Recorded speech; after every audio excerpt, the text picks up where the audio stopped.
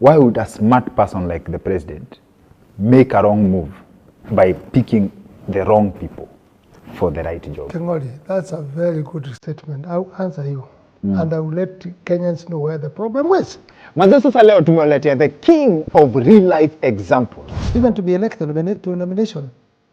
That's very competitive. Which one competitive gani? Is it me who knows Kengoli ama ni wewe? Who are appointed to be MCA? Any party. Lazima ukue. Neither you are girlfriend. These are dark things. They are funny. If you are elected properly and you have no problem with the person, you can walk Kengoli. Like now myself, I walk. Koinange, where grown, I walk. But sometimes very deep. I was not here. I was in America with my wife being treated. Mungu yangu inataka shida. I was not here. Let me tell you, Kengoli, and God who is in heaven, he can hear me. I can swear with my mother who is ambaye hako. I've never killed anybody. Our guest for this episode, Honorable Ngujiri, the former MP wa Bahati constituency, is technically Mr. Tell It As It Is. Congratulations, by the way, kusema your daughter graduated in Australia. Two of them. Two of them. They have 2 masters, 2 degrees, but they have no job. And I'm in the government. Of course, when Honorable Ngujiri is in the house, haezi kosa kuguzia marriage. 46 years. One wife. Yes. One. Yes. What do you want to do? What? Come open. I talk to you directly. The good thing about our guest, Honorable Ngujiri, he is willing to go into areas that most people cannot even imagine. He will be willing to discuss. Mbona tuna prioritize CAS na madaktari hawajalipwa na mshahara proposed ya CAS moja inazalipa madaktari kadhaa? The priority is, it is very good you have asked me that question. One of my highlights for this conversation has to be the mathematics of how Rigiji became deputy president. I was in that game. I played in that game very much. I think I was headline for playing in that game of who began with it. I am proud to say that I was there. Yes, I played the big card. I can say that. Now you have to just me highlight, there is more. Kwa nini wanaokota pesa 50 cents? Wanatoa maybe about 40,000 mshahara, wengine 50, lakini wengine 60, lakini 50 shilling. Nimeona wengine video ilikuwa jana tu kama niliona wakiweka mpaka miti wanaweka gamu. Miti ile hao wanatembea naye. Gamu anatafuna gamu anaweka huko chini. Yote kianguswa chini. Anatembea namna hii na kumbe media ni kamera ilikuwa inaangalia. Anatembea hata ni kutembea anaifinya. Inakamata kwa kamiti. I saw it yesterday. I'm your host Dr. Kingori, and here's another reason to stay subscribed to our channel. Kama hauja subscribe, now's a good reason to hit subscribe and turn on the notifications bell.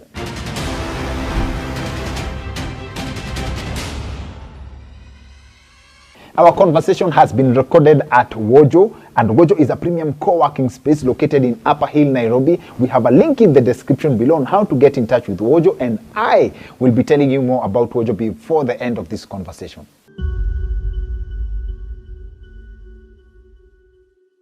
When you look at the situation of Kenyan poor people, ukisikia statistics kama less than 100,000 people in a population of 50 million wana earn 100,000 shillings. Ukisikia statistics kama when you have, I think I need to check the latest, but the last time niliangalia statistics, ukiangalia kama uko na 2.4 million shillings in liquidity na hauna madeni, you are in the top 1% of Kenyans with money. That shows you how resources have been spread. Watu hawana do. Yes. Like people don't have money, like literally. I think population ya Kenya watu wana earn 50,000 ni kidogo sana. Ati 50,000 ati analipangwa 50,000. Na pia na hiyo 50 sio 50. Ni 50 because unajua serikali pia inauma yake hapo. Cause ya tax and hizo vitu zote cost. So take home ya ati bank umelipwa kila kitu ni 50,000. Very few. Na the cost of living pia is unforgiving. What's the problem? The policies that we have in place, the politics that ya hii country, and do you see a situation where tunaweza kuwa na level playing field hapo kwa resources? You see, it is not possible because the problem we have, Dr. King'ori, we can have that more money, lakini iwe on one level all of us. Na influence ya economy na nini inatuveva sisi wote. But now, King'ori, if you are elected today, people of your village knows you. Ule uchaguliwa. Hata pro box ulikuwa una.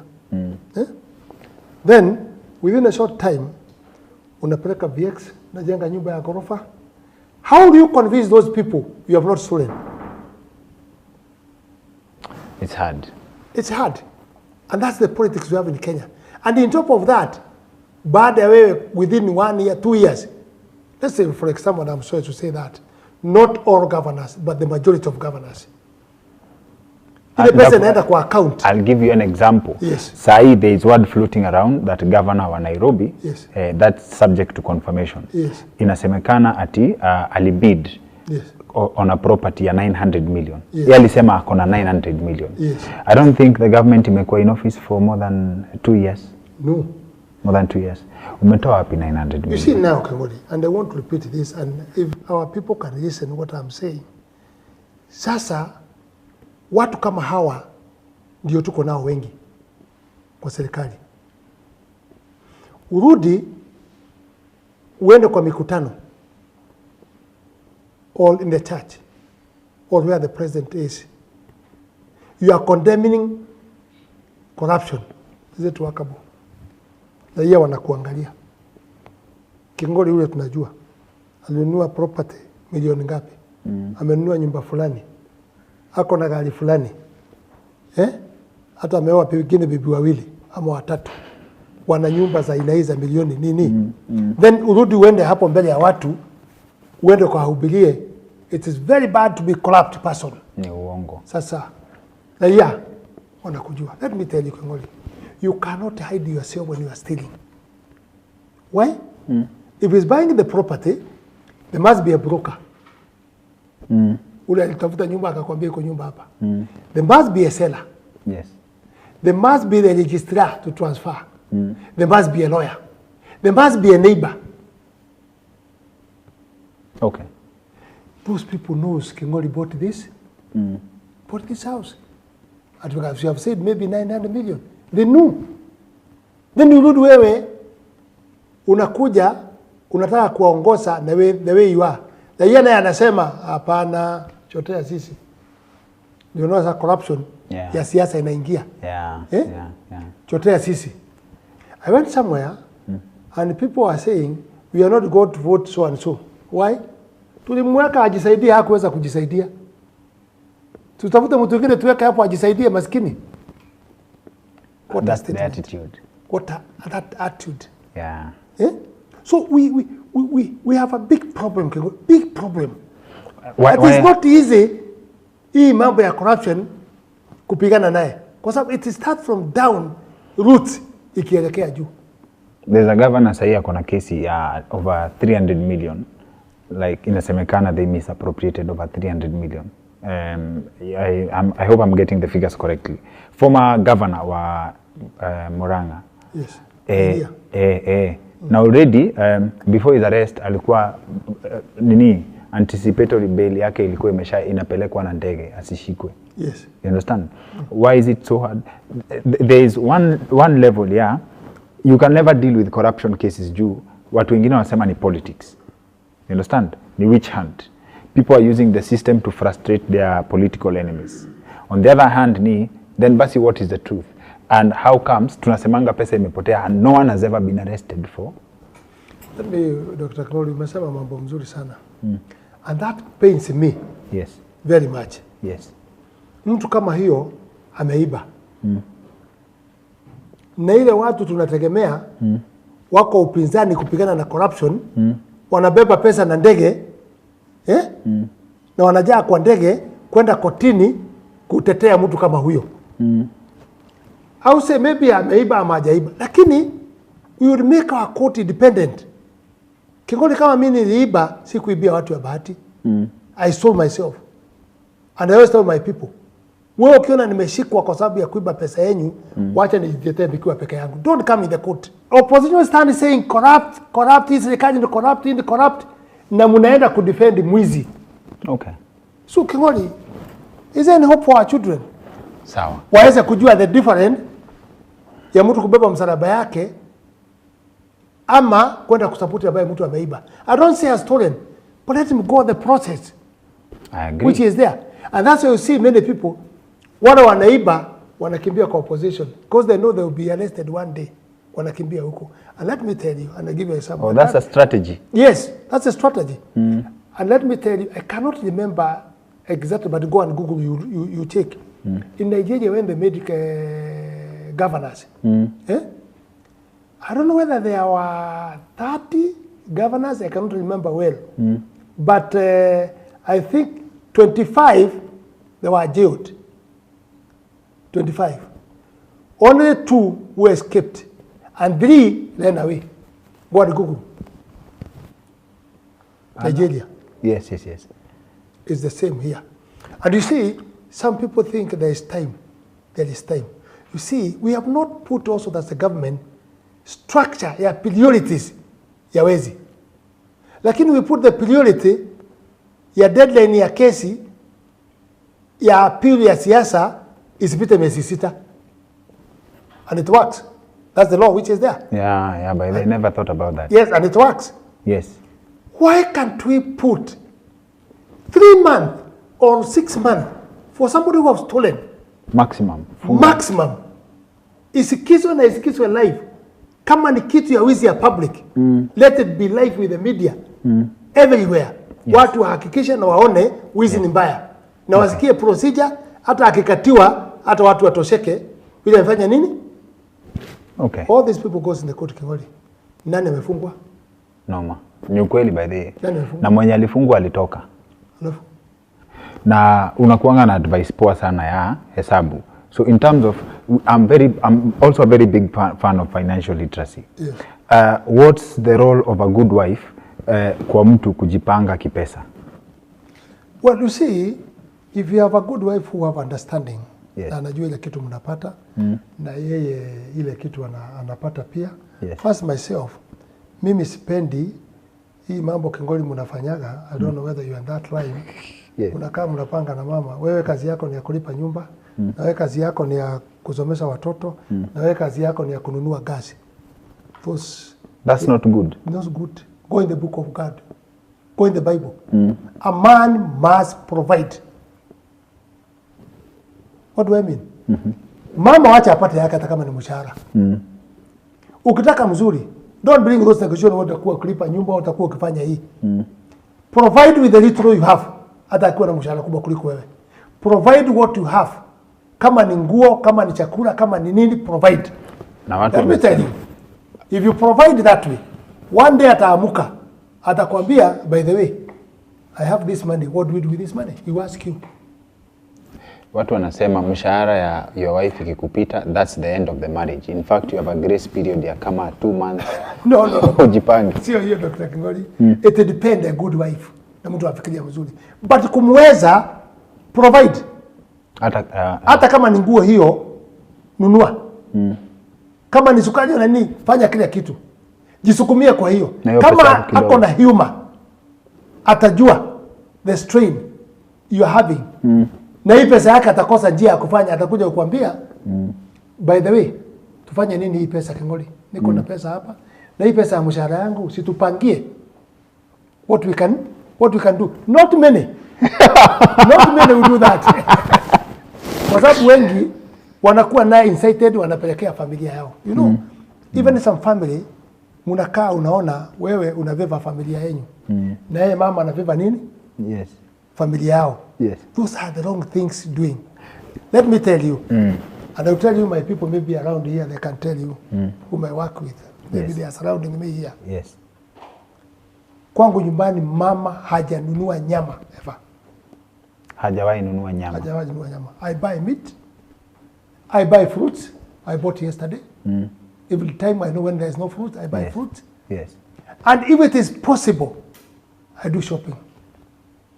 Okay. Provide for my children. Okay. You see? Because a man must provide. Nikienda nje kama Ulaya wapi, I make sure I've done shopping for all my children. Sasa my grandchildren. I do a big shopping for them. Hata kama ni kanguo moja na viatu, hakikisha kila mtu anapata kamoja. And also I buy for my wife. Yes. You know, Kingoli, if you pass in that direction, understanding itakuja.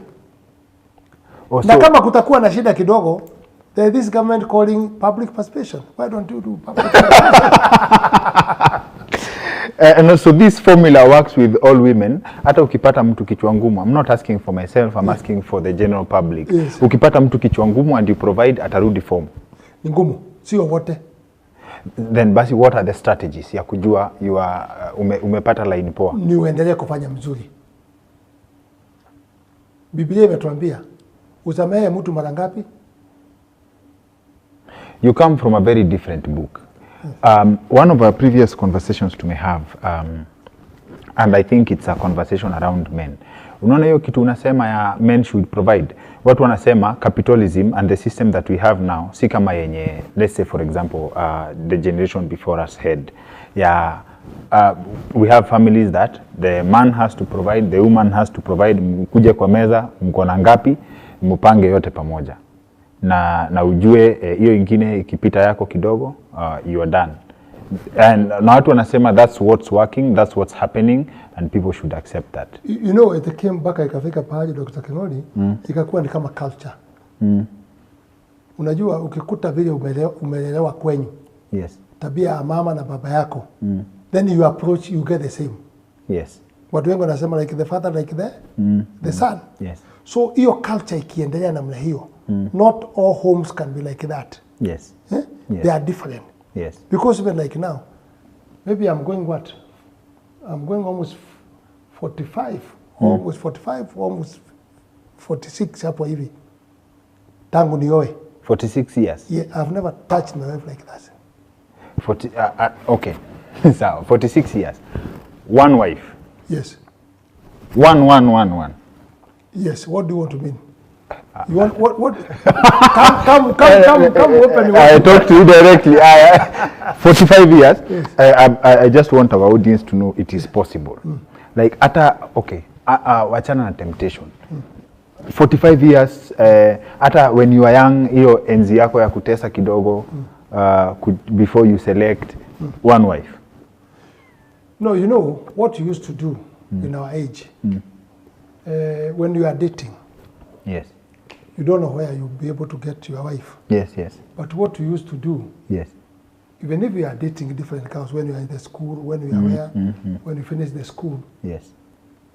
We had something, or I had something. Yes.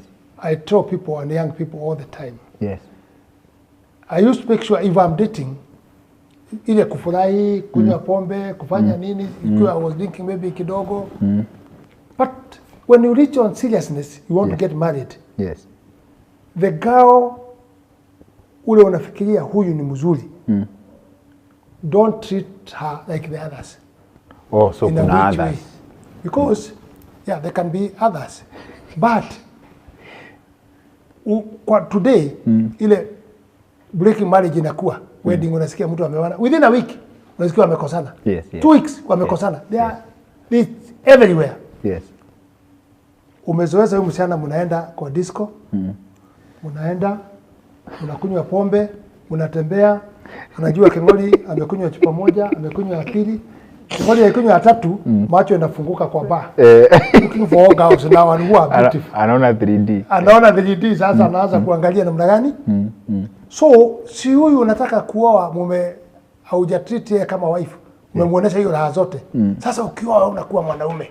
Stay in the house.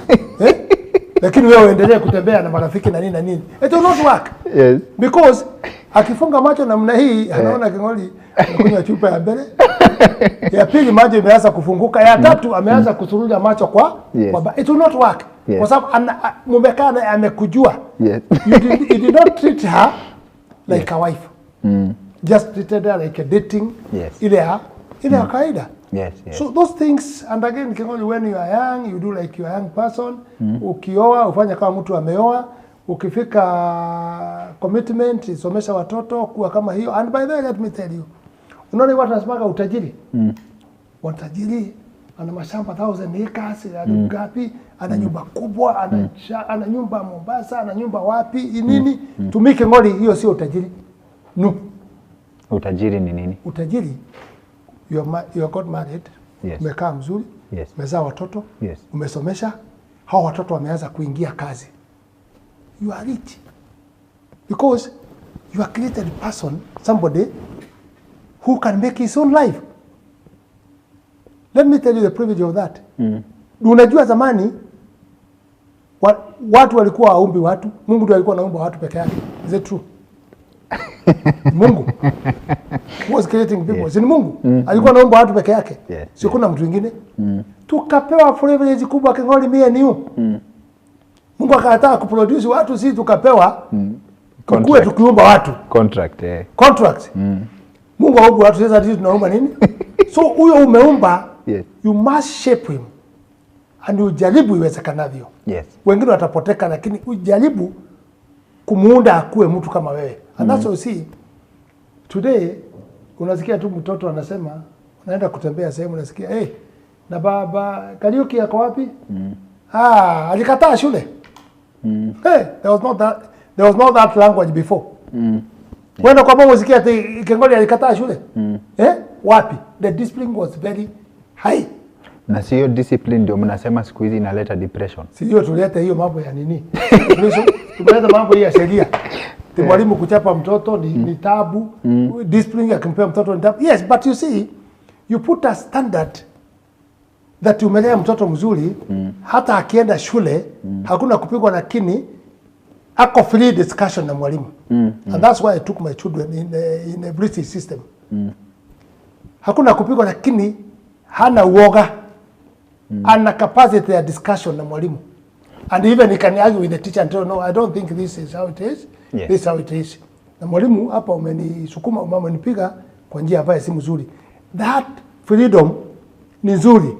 Lakini naye itoke kwa mzazi, ikuje mpaka kwa shule, ikuje kukua mwananchi. Sawa. Na watu critics watasema, and congratulations by the way, kusema your daughter graduated in Australia. Two of them. They have 2 masters, 2 degrees, but they have no job. And I'm in the government. Kazi. Yes. We'll talk about the education system, but ukisema wameenda Australia, ukisema your children wameenda through the British system, what do you tell the critic mwenye anaweza angalia seme, for someone like you, very brilliant, forward thinking, umekuwa kwa system, right? Nitakushikanisha na a representation ya watu wanasema our politicians, when someone feels mtu akikuwa mgonjwa wanaenda London, but we have our hospitals here. Ni nini inafanya hospitali zetu haziwezi tengenezwa to that standard? Ni nini inafanya our schools hazifika hiyo standard ya outside the country? You see, it's just weakness. Na ndio nimekuambia sheria. You know, education yetu, you know, it has been the best in the world. Yeah? One day I went in South Africa. I got the manager of AFC. Hii ya kupeana maloni mashamba na nini na nini. He was Kenyans. He was from Nyanza. I went to another department. I got, he is from Kenya. Huyu PS wetu, huyu housing. We got him from Australia. Hinga. Yes. Hinga was born in the Bahati, but he went in Australia, in South Africa. He was brought up there. The mother was a preacher, I think so. That's what I hear. Yes. And aliyekuwa huko akianza, ndio alianza project huko ya mambo ya housing. That's where Uhuru got him. Alipresent mikutano mambo ya housing. Yes. Yes. So Uhuru akashika kutoka huko akuja wapi? We have the best people. Let me tell you, Kengoli. Foreign currency, the one is coming here now, ya diaspora, ni kubwa kuliko ya majani chai, kuliko ya kahawa, kuliko ya flowers. We are exporting education to bring foreign currency in this country, in Kenya. So our education has been very good. But you see, when they go there, they do so good because there is law, kuna sheria. Okay. Kuna sheria. Lakini wakiwa hapa wanakuwa disturbed. Kwa sababu hakuna sheria, hakuna heshima ambaye iko. Okay. Look now like the teachers, the doctors. The government ilikuweko ingine inakuja kusumbua sasa, rais huyu yako sasa. They had agreement, they had MOU, cheating them, is not working, mpaka pressure ikakuja kuingia kwa serikali gani? Serikali hii. And again, kuna watu they must be given priority. Yes. Like doctors, they must be given priorities. Now, wakilipwa mzuri, they must be trusted people. Okay. Kwa sababu unakuta wengine wakiandikwa hospitali wanaweka kliniki hapo nje yao ama chemist. Huko unaandikiwa dawa, anakuambia ndio ununue kwa chemist fulani ndio iko hii dawa. So sometimes trust inakosa. Okay. Lakini inakosa kwa nini? Daktari akiona ile mshahara anapata na akuta mtu MC ama karani ameandikwa pahali fulani ile mshahara anapata, anakuwa frustrated. So anaanza kukimbizana, how does he get more money? Because mko jirani, wewe ni ndugu yangu, we are neighbors. The way I'm seeing you going up very fast. Thank you. Unanipita na vumbi hapo kwa barabara, unanipigia matope hapo kwa barabara, inafanya mimi nianze kufikiria, how do I stay like Ngujiri unless I start funny things. Hiyo ndio ile mambo structures tuko naye inatusumbua sana. Okay. Unafanya uko na ideas poa sana in terms of the priorities na planning. Mimi, from me to you, I was disappointed that you are not in the list of cabinet secretaries. Especially hata kwa mambo ya farming. Wewe unajua shamba poa sana, uko na story yako from A to Z. Na umesema story ya doctors. Like doctors should be given a priority. Mbona tuna prioritize CAS na madaktari hawajalipwa na mshahara proposed ya CAS moja inazalipa madaktari kadhaa? Where is the priority? The priority is, it is very good you have asked me that question. I don't know what to answer because maybe I've been maybe conflict of interest. Conflict of interest. But I'll be able to say on this, daktari worked from one place. Kama ni hospitali moja. Unless apigwa transfer ende pale pengine. CAS works for Kenya. You are CAS. They cannot even see land. You are committed to the country. From Kisumu to Nyanza to Turkana to Pokoti to where? That is the difference of the job you have. Even the risk is more than the person who is staying in one place. Hata kama amesoma sana, lakini priority ya kazi ni tofauti. Let me tell you. If you go in the ministry to take Ngujiri, and I would like maybe kama ningekuwa na nguvu, ningeappoint wewe ukue kwa ministry. If you see the work the minister does. Kwa sababu yeye ukora kama sasa kwa mashamba. He's so corrupted. Makesi itaweza kuwa hata uwezi fanya kazi kitu kingine, ni makesi peke yake. People are stealing others shamba. Wamama bwana akikufa, widow women mashamba ananyang'anywa. Na hiyo ni kazi ya ministry ama justice ni judiciary? No. You know it must be confirmed from ministry. Kwa sababu pahali makosa ilifanyikia si judiciary, ni ministry. Ni ministry. Yes. So the minister need to make policies, need to answer questions in the court, need to make policies, need to attend the cabinet. So when other things are going on and is one in Mombasa, in Kitale, in Eldoret, nani atasaidia? Umefanya vizuri sana kunipatia perspective ya the contrast ya a CAS covers country, si ndio? So wewe, you are a person of the people. Now when you are MP, unasema for the 10 years you held the place, you gave value to the people. Unasema kuna shule zilijengwa, kuna barabara zilijengwa, that is value to the people for the 10 years. Now I know wewe as a man of principle, if you don't feel utapeana value kwa hiyo, I believe on principle unaweza kataa hiyo job. Yes. So ndio ukubali kuchukua hiyo job inamaanisha you know there is value utapeana watu. So ndio ukubali kuchukua hiyo job, ni value gani wewe unajua utaenda kupatia wa Kenya on that position for the money they are offering? Let me tell you, like now, yes. There is a shamba called CB in Nakuru, Hii yenye walitia gas, sio yenye walitia gas Jimmy. Hapana. Yes. Huko chini kwa Solai. Yes. That shamba huko ni kwa Wakalenjin, Watugen, Yes. actually. Kwa sababu inashikana na Kisanana. Yes. Yes. Baringo. Yes. Women, Lali na Kenya, bought that land 42 years ago. Yes. And when they bought, there was a discussion which was very good. And I got that discussion going on until when I became big, nikaanza kujoin hiyo discussion. Hao watu, kwa sababu huko ni pahali ya kiangazi na nini, na wachungaji, na Moi pia, he wanted maybe to bring these people from the mountain, wapate pahali ya kukaa. So it was discussion, wanunue shamba, Moi anunulie hawa Kalenjin shamba, Davivi, no, not Davivi, Kiambogo. Equivalent to that eka 8,000. Kwa sababu the Nyakenyu Rally walikuwa nataka shamba ya kulima. Awanunulie shamba as an individual. No, he pushed those people to do harambe so that they can buy 8,000 acres Kiambogo. Yes. The exchange. Okay. Wale wabaki huko na wabaki huko. Ile ya chini ya ilikuwa ya mzungu. Women Nyakenyu walikuwa wamenunua. Yes. Na they had title. Wakaja hii hapa ya Kiambogo ikanunuliwa. Exchanging of the title took 40 years. I made a value.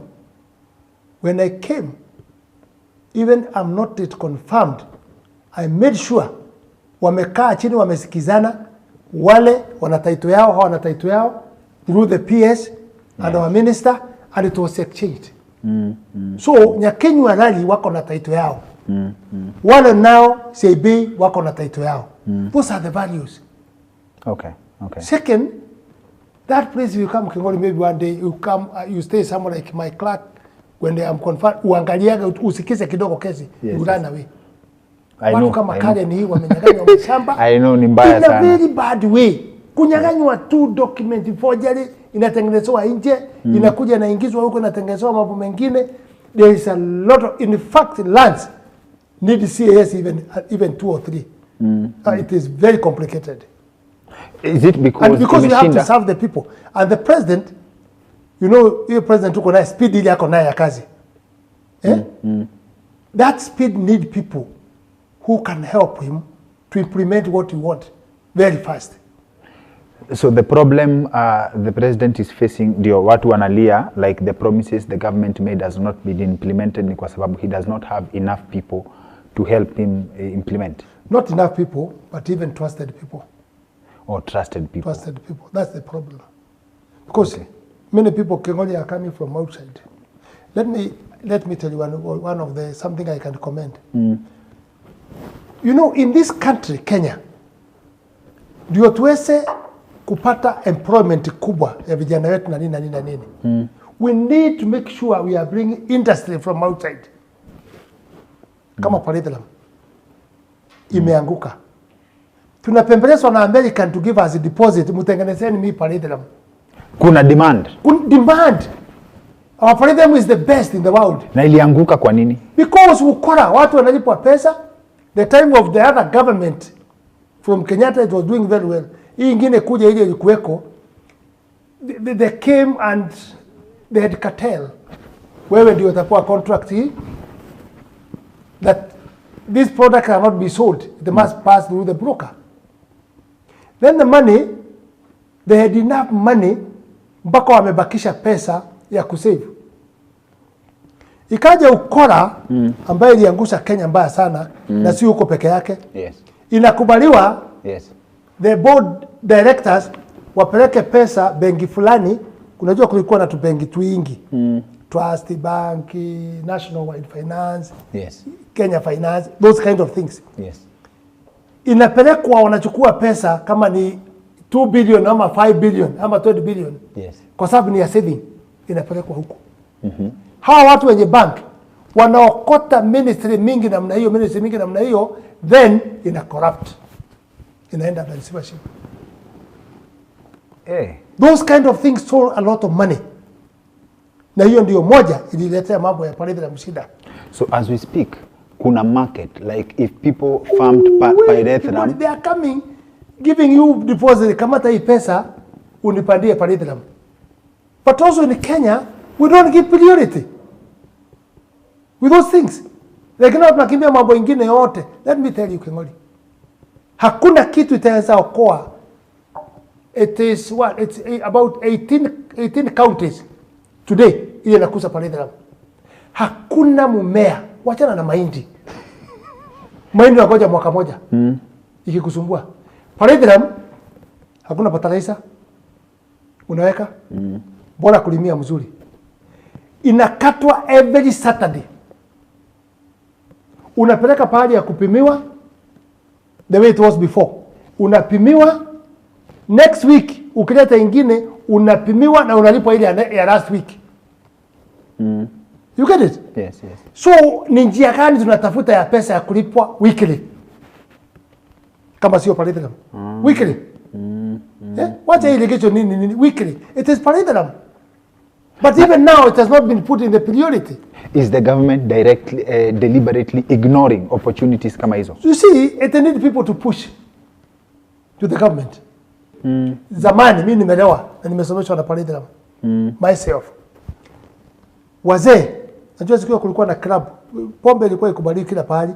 Club ilikuwa inatengenezwa kwa centers ya busaa. Yes. Na ya pombe ingine, lakini pombe ingine ni kidogo sana because people are not in that class. Yes. Busaa ndio ilikuwa sana. Na busaa ilikuwa mzuri sana. Hata leo sijui kwa nini busaa isirudishwe kwa sababu unajua inatengenezwa na unga. Ile watu walikuwa wanakunywa sana, unakuta ako na public opinion ya tumu kwa sababu ni kama uji. Yes. They could not die. Wakipimiwa Saturday na alikuwa ameleta ingine Saturday ilipita. Alikuwa akitoka nyumbani anakuja na bibi yake na kuambia bibi beba mfuko. Wanaenda center. Wanaenda, analipwa, anafanyia mama shopping, anamwambia mama sasa wewe rudi nyumbani. Yeye anawachwa akikula kanyama na akikula kitu anataka, amenulia mama nyama na kila kitu yote. In Kikuyu they were saying turanywa kero urone washiana because there was bonus. In top of what you have been paid, yes, there will be bonus. Yes. Ilikuwa na manyumba Nakuru Milimani, it had about what? I think it's about 15 Milimani high class houses ya managers. Okay. Safuria, jiko, bed sheet, kila kitu kijiko ni ya paridram. Yote. London tulikuwa na headquarter ambayo tujua mpaka leo iko wapi. Yeah. Ya London kwa sababu ya British walikuwa inaenda kuuzua huko. So unakuta we don't go on the priority, we go in politics. Kwa hivyo we can again qualify the statement in Kenya people are poor because of priorities, people are poor by design. That is true. Because today watu wanakuja wanataka kutengeneza factory. Wakija hapa through the ministry na husu kitu ya kwanza. Okay. You've done research, is very good. What is my percent? What is my commission? Am I going to have share? That one is a disease that have killed Kenyans. And you know, we don't need to take things ile tunapeleka nje katengenezwa vitu huko nje. We should invite those people. Labor hapa ni cheap. Wakuje hapa, weka factory, give them land. Hiyo story ya percent nimeisikia. Kuna watu walikuwa wanasema Twitter was to open their headquarters in Kenya, wakahepa juu ya story ya percent. I think ikapelekwa Nigeria or some other African country. Kuna yote unaweza kuwa na certainty because wewe uko na access to information. An opportunity that people lost kwa sababu ya hizo kickbacks. If you tell me that, I can stay here until tomorrow. Just one. So let me not give anyone, because we can say it's also dangerous information. Not really, because that is the truth. If I'm accepting and I'm in the government, yes, hiyo mambo ya 10%, hiyo mambo ya shares, I must have shares. That is the condition of Kenya. Okay. Chinese, many of them, wale walikuwa wamefroko hapa, wameenda, hata wale wanafanya mambo ya housing. They are doing now in Tanzania. They've gone. Many of them have gone. Because the government is bringing compensation. 10%, I must have share. Mukijenga nyumba, like now in Mombasa, there was a story which was there for the governor who was there. When you are building, not the current, when you are building, nyumba, ghorofa, lazima apate 4 nini apartment ama 3. That was the condition. Legally ni zake. Ni zake. That was the condition. King'ori, if you don't kill that problem, Kenya, bado tutaendelea kuimba, tutaendelea kuongea. How do I compete in business? Mimi nimeenda nimechukua do yangu ama nimeenda nimeapply ka loan kwa bank kwa sababu I follow by the book. Nimeapply loan, nataka kujenga let's say ka apartment yangu, right? Na mtu akona access to your pesa ya government, pesa ya 10%. I think that's what we mean by the ground cannot be level playing field. They cannot be level. Because, and also, if you are not connected. If you are not connected. Inaleta shida. Let's talk the truth. We umesema your children graduated in Australia but they don't have a job. And I'm in the system.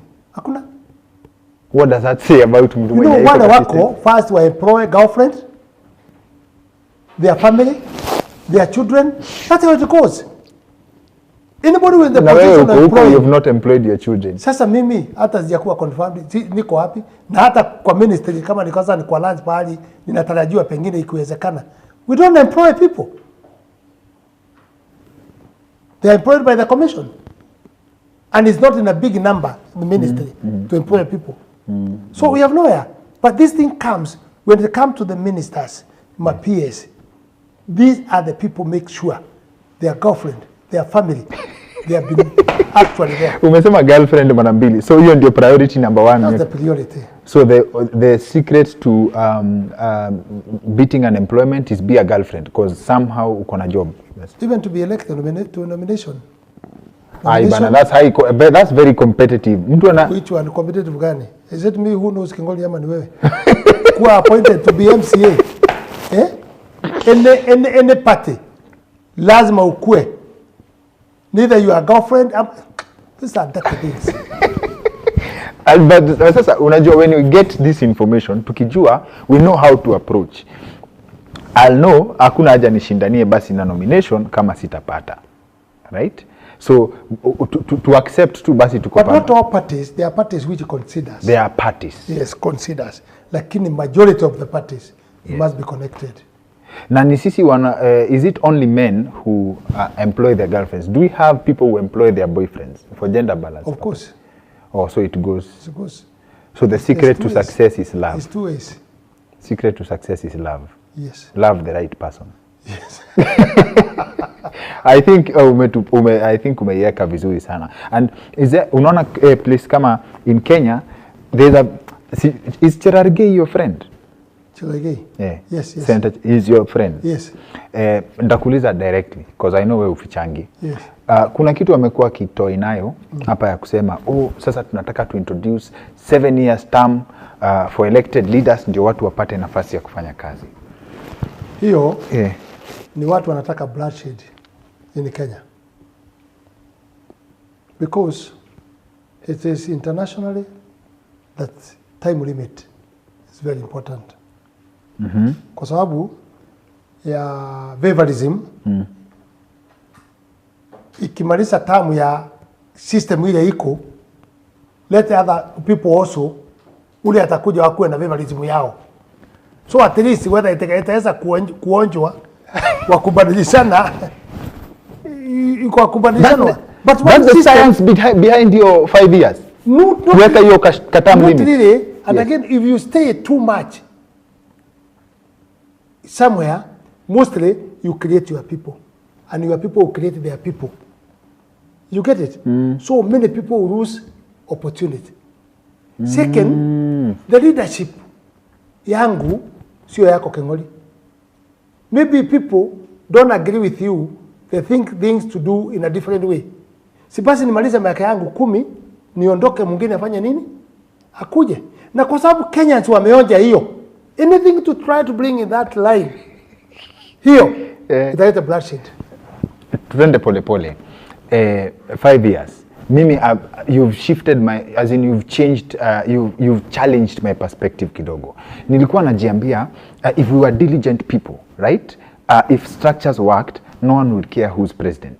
Like ukijua there is justice, equitable share of resources, nobody will care who's president. So because ukiangalia the cost of elections every 5 years, we are a very poor country. Like 5 years tunakuja tena sijui bilioni ngapi na hata hatuna mashule. Investment vile watu wanasemanga maji haijafika ile mtaa, but ballot box inafikanga huko mahali maji haifiki.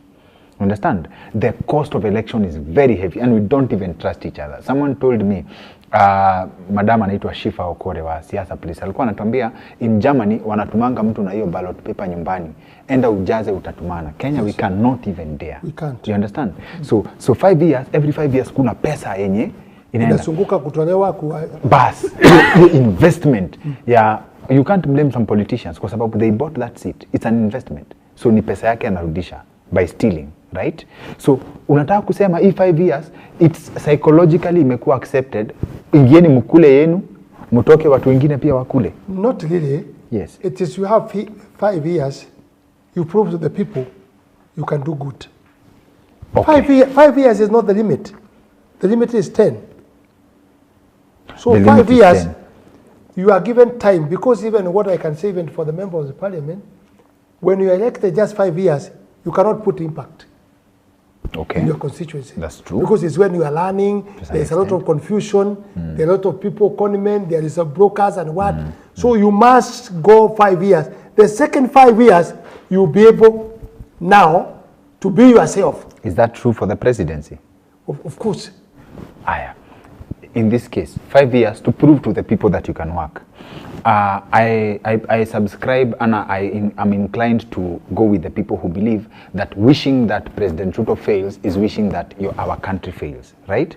But in the event that he does not perform as per the expectations or basically as per the expectations of Kenyans based on the seat, do you think sasa ni politics. Do you think inaweza fika hiyo term moja akuwe sasa mimi nimeshindwa, someone else takes it? Of course the people will decide. Do the people really decide? Yeah, they decide if they want. If they want, that's the constitution. That is the constitution, Kengoli. Yes. You go for election. If you are not satisfied, like now, the president whom we have now, Ruto. Yes. You know, I tell people, don't push him so hard, but we can talk for what we want. But the proper thing is to audit him after 5 years. But when you start fighting within one year, 6 months, you do, and it's when he's putting the structures, his own, everybody has his own dream. No, kwa Kikuyu anasemaga, acha nikwambie, ndoto usumbua mwenye kuota, si mwenye kutafusiliwa. Ndoto usumbua mwenye kuota. I know Kengoli siku moja umeota. Ukiwa na gari kubwa, ukiwa na nini umeota. Lakini sasa kutafusilia bibi yako niliota. Una imagine utanunua gari ile kidogo utanunua nini? Itakuwa ngumu sana kwake. Yes. Lakini for you, because it's a dream, maybe you go for it. And maybe God have talked to you. Yes. So it's good to give the president 5 years. Approve kama ataweza kuwa capable. Because you must come and change the structures. Ile ilikuweko. Weka structures ingine. Let me tell you, and give you an example, because I talk with the example. There's somebody, siku ya koloni, a woman was raped. Akafungwa mkono na akafungwa macho na akakuwa raped. There was no DNA. A good person like Kengoli akakuja. Akaona mama ako uchi na amefungwa macho na amefungwa mkono. Akakuja akamfungua mkono na akamfungua macho. Nani aliona? Aliona Kengoli. When he went to the police, he said it's Kengoli. And Kengoli was here 7 years. This country, we got it the way it is. It was good, politically, economically, ule atakuja atakuwa na shida. Na huyu yuko sasa. Na mwingine atakuja na mwingine atakuja. You will get the country, maybe it is left, economically or politically. But it's your work. Kwa sababu sisi serikali ya kupinduliwa. Serikali ya kupinduliwa na majeshi ndio inavujaga kila kitu. It doesn't want any law. No law. Inafanya sheria ya kijeshi. Ignore those allocation na mashamba, ignore everything. Inafanya lakini serikali ya kuchaguliwa is a process.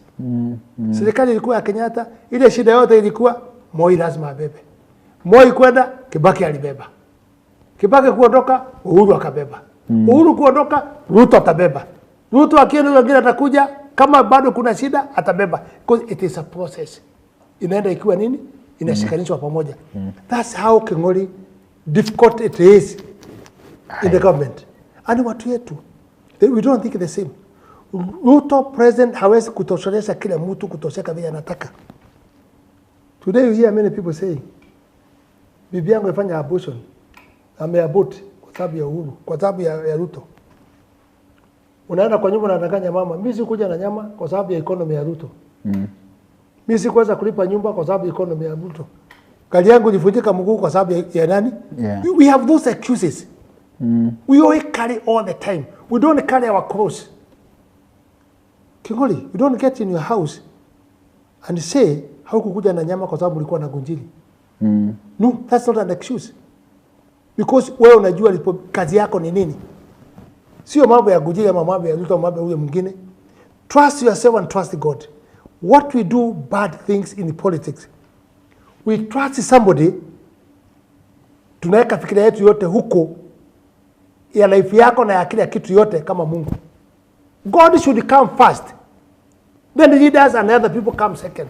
In fact, God should come first. Then your parents second. Then politically pengine ikuja huko namba 3 ama 4. But we change all our hope. Yeah, everything. Kama sasa unasikia watu wanasema maji imepeleka sisi. Serikali kuja. Naso gani kuja? Your chief, your local person, your MP, your governor, where are they? Lakini ikifika inabebeshwa president. Ndio wengine kwa upinzani wakisema that this government they were not ready for disaster.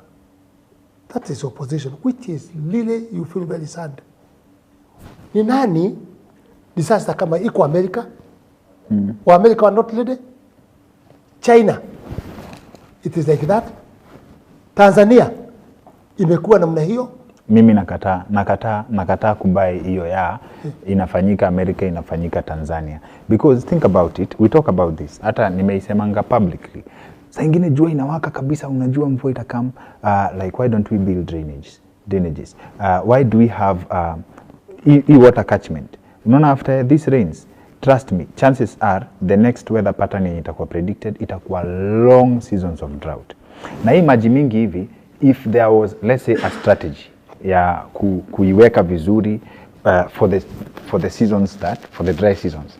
Kwa sababu dams Kenya ziko very few. Mtu alisema, why don't we priorities? Why don't we have a dam in every county? Let me tell you, King'ori, that one with you, I agree.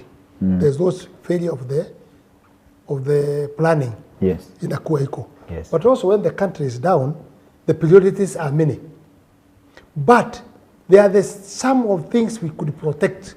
We could have protected. Like now in my Mahiu. Yeah. I'll get you a book, King'ori, and I told my people to remind you, I sent you the copy of it. Yeah. Sheria ya reli. Ile imesema Kejabi, there are tunnels. Somebody should be there reporting every 2 hours what is happening with those tunnels. Ilitengenezwa 1934. Yes. Kwa sababu mzungu 1934 alijua pahali hiyo reli imepita lazima kuwe na tunnels ya kupitisha maji ikielekeshwa sehemu fulani. But it blocked. Nobody was taking care of it. It was blocked. Watu walipiga simu wakasema imekuwa blocked na mawe. Maji imeanza kuwa kama dam, na hiyo maji ndio ilipasuka. Ikaenda with the speed. Si kusema ati mvua ilikuwa mingi sana. That person is who? It is the MD of railway.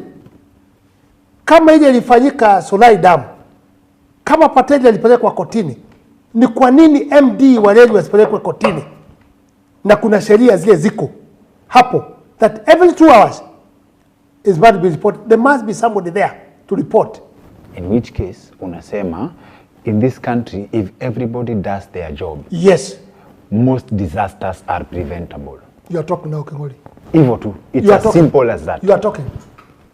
Even in the road, even the traffic. Kila mtu akichukua jukumu yake ile inatakikana.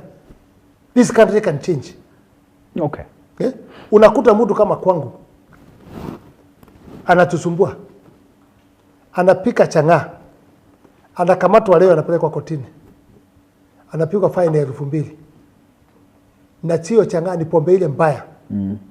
Anashikwa more than 50 times, mpaka ingine unakuta amefungwa kwenda kufagia kwa chief, ama ukata nyasi kwa chief. Are we serious? Mtu kama amekamatwa miaka kama hii, amekamatwa kama mara 20, you should be jailed without fine. Haya. Kwa sababu hiyo ndio inaua watu. Na mbi wangu saa ingine I live in a fantasy world. Yes. My idea of a perfect country, let's say for the police, ni nasema in this case, correct me if I'm wrong, and this is unajua policy level. A police officer, if a police officer did not have a rent responsibility, I'll explain. A rent responsibility, like when you volunteer service yako useme unataka kuwa askari, si ndio? The government formulate in a system where your children can be covered in terms of education, your shelter, decent housing unaweza pata, kwani polisi ni wangapi Kenya hii, si ndio? Na kuna privileges utapata by virtue of the fact that umejitolea kwa hiyo kazi, such that we eliminate kitu ya askari labda kwa barabara kwa hiyo kazi yenye wanafanyanga, sio hauna excuse ati ndio ulipe mtoto shule, ndio uende ulipe rent. You understand? So kwa imagination yangu nilikuwa na imagine like in terms of public responsibility. So umesema kuna governor alikuwa anasema ukijenga nyumba yako ati 3 ni zake. Let's flip it. Tuseme kwa approval ya manyumba, tuseme in a county. Unajua mmeapprove ghorofa fulani, mnajua hii county iko na policy fulani. Mnasema tuna target ukijenga apartment fulani, si ndio? Give a certain to public service. So hapa kutakuwa na askari fulani wangapi, pale askari wangapi. So technically it's this is my idea ya achieving hii kitu ya housing na giving back, na hiyo ina kill 2 birds with 1 stone. Security, kila mahali kutakuwa na polisi na for good reason, na wao pia wanaondolewa hizo responsibility by virtue of ni kazi ya kujitolea, si ndio?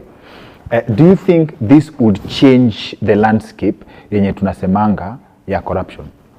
Well, yes, I agree with you. Those kind of the system. Kwa sababu hata zamani, si kulikuwa na nyumba za county council. Yes. They were cheap, even the coolant. It was very cheap. They were there. Yes. Hiyo system ya mzungu alikuwa ko naye.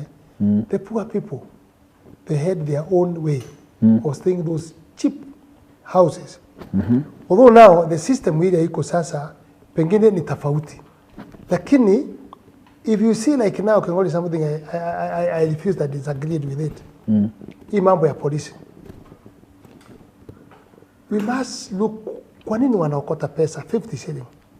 Na wanapewa maybe about 40,000, mshahara, wengine 50, lakini wengine 60. Lakini 50 shilling, nimeona wengine video ilikuwa jana, sio kama uliona, wakiweka mpaka miti wanaweka gum. Miti. Ile hao wanatembeaga naye. Gum, anatafuna gum anaweka huko chini. Noti ikianguswa chini. Anatembea namna hii, na kumbe media ni kamera ilikuwa inaangalia. Anatembea hata kutembea anaifinya. Inakamata kwa kamiti. I swear to yesterday. Chekaza sana. Nembu ama somewhere. Na watu wanasema askari, kuna watu wanasemanga askari hawapigi hesabu. Hiyo ni hesabu gani? Hiyo ni hesabu gani? Lakini ujanja wake imefika hapo. Na ni mama. Ni mama. Yes. Anaenda pale noti imeanguswa anafinya, anachukua. Lakini anajifanya ati mjanja sana. Na sababu president pia alisema watu wanafinya finya wanatoa pesa. Kama mtu ikiwa naye kwa mfuko, anaenda kwa kando ya barabara kwa lami, anafanya ni kuskratch na scratch, anaitoa gamu anaiweka hapo. You know why? Ndio akishikwa, then hata kuwa na pesa ameshikwa na, lakini kamera imeangalia na imefocus yeye. Let me tell you. Mimi sioni kwa sababu gani tulisema polisi wabadilishiwe uniform. Hiyo it was just making of money. Kumbe unajua. Uzuri wako unasemanga vile iko. Kumbe unajua ni biashara. That's what ni biashara. Making of money. Yes. Ya pili, it didn't make sense to me even now. Polisi wakatae kujengewa nyumba kwa station. Ati wakae na raia. Wende ukakomboe nyumba pahali unataka. That was very bad even today. And one day tutapigana mpaka hii kitu ibadilishwe. Why? Umekamata mtu ameua mada. Amepoa bodi ya kuua. Mnakaa ile moja unakomboa nyumba. Huyu mtu anajua atakahukumiwa kinyonga kwa sababu anapoa bodi. Siku hizi napewa na bodi manda. Amepoa bodi. Anajua yeye King'ori wewe ndio askari ushika yeye na una ushahidi hata kuwa. Yeah. Kwa sababu unakaa nyumba za rent. Si atakuwa. Is it making sense? Second, polisi wakienda wanakomboa manyumba sasa wanaenda wanakaa huko. Samani kulikuwa ene emergency. Ukana kile kinaitwa King'ora. Hiyo ni ya kuita polisi. Sasa wakiwa kijiji huko akimaliza kazi yake anaenda anapima simu. Si yako pale amekomboa nyumba. Si anapima simu. Yes. Unaitana iko emergency, nani atakuja? Hakuna. Na kama walikuwa kambi, response time. kulikuwa na senior sergeant. Kazi yake ni ya kuangalia kambi, dispute ya mama, dispute ya nyumba kukaa, vile watu wanakaa usafi ya huko. Alikuwa anakaa huko kuangalia all those kind of things. Yes. King'ora hiyo ikipigwa kama iko emergency, mara moja watu wanatokea. So why did we do that? Napeleka mtu mwingine ni robbery, unapeleka ukaa huko. Now tena hiyo unachanganya askari akitaka kukunywa pombe kwa sababu ni mwanadamu ya kawaida, anaenda kwa baa ya raia. Anaenda sasa kama unajua una kesi ama tunaanza kuonga yeye kwa kununulia chupa. Before every police station had its own canteen. Yes. Polisi wakitaka kukunywa ama kupiga pool, kupiga snooker nini wako kwa station na iko canteen huko ndani. All those things we missed. Na ni kitu kutumia kitu naitwa common sense. Sasa common sense. Haya, umesema president hawezi furahisha kila mtu. Yes. Would you like na pia hawezi sema ati mimi ninataka hivi na iende hivi. You understand? Do you want would you subscribe to the idea ya president kuna vitu anaweza taka but his hands are tied? Of course. Because you see kama hasa mambo yetu ya nominated CS na nini. Yes. He tried what the former president did. Ikaleta shida. Kwa sababu it was not in the constitution. It was not in the sheria yetu. Watu hawakuwa na shida but people had a problem with the numbers ikuongezewa. Not even the numbers. Numbers haikuwa shida. But sheria hiyo it was not there by law. Okay. So his hand was tied. Lakini sasa it is good. Aliona hakuna haja ya vita na akakuwa advice na Attorney General na wengine, you can do that but through the parliament. Itengeneze sheria. So the argument which was in the court now it has been implemented by the parliament. Very true. Judiciary works with the law which are made in the parliament. Yes. So parliament has made the law now. So what they will do is that to implement and to go in the court say, what you are saying, you are rejecting by law, you have implemented. And the court told them, go and do what is supposed to be done by law. Okay. And they have done it. Okay. So sometimes his hand is tied, he cannot do things without passing. Like now, I heard the opposition saying that it took time, the president to start announcing the money or what they can give for the disaster. But you see the president, after the experience he knew, he called cabinet about 3 times following each other. Because lazima apitishiwe na cabinet proposal yake. We want money. Where do we get this money? We don't have budget. We don't have money. Can we agree? Ministry nyinyi mupewe si pesa kidogo, mutoe pesa kidogo, iya disaster tuko nayo preparation. It doesn't mean King'ori we did not have, government did not have money for preparation, but it was little. Haikuwa ya kutosha. Hii disaster ni kubwa than ever in Kenya. Okay. So lazima angeomba sema okay, the budget we had, the ministry must bring to the cabinet. Or the president must bring the proposal. The budget we had is these billions for emergency. It's always we have money for the emergency. Lakini it's not enough. Can you help me? Do we have money? We don't have money. And if we have, lazima ipite kwa? Yes. So the ministry, can you agree every ministry, percent fulani kwa sababu ya disaster is around. Okay. Even kwa CDF. Yes. Any disaster ile pesa ukubali hata kufanya, but within disaster CDF Act inakubalia wewe kutumia pesa kwa disaster. Okay. So he must go apitishiwe mpaka akubaliwe ndio sasa atoke hapo aende akasema. But wazee wanasema why could he not do it immediately? No, it's not, that's a dictatorship. He cannot. Sawa. He's under-tied. Sawa. Now, as a very pedestrian view of the president, yes. Personal opinion, and this is not to mean at the support of anyone or anyone, yes. My assessment, mimi semanga, I'm a fan of his wit. Mimi ni fan wa vile uongea, very clever. This is a person who's never lost an election. Yes. This is a person who played this game, akaacha presidency, na ile time aliamua kukimbia nayo, alitoka nayo, si ndio? Yes. Huo si fala. So now, ulisema kitu, the country has everything in place, especially, but we do not have trusted people in the right positions. Why would a smart person like the president make a wrong move by picking the wrong people for the right job? Kengoli, that's a very good statement. I'll answer you, and I will let Kenyans know where the problem is. You know, the time of Kenyatta or Moi, it was one government, one party. Okay. This is a coalition party. This government is not for UDA. It's for Kenya Kwanza.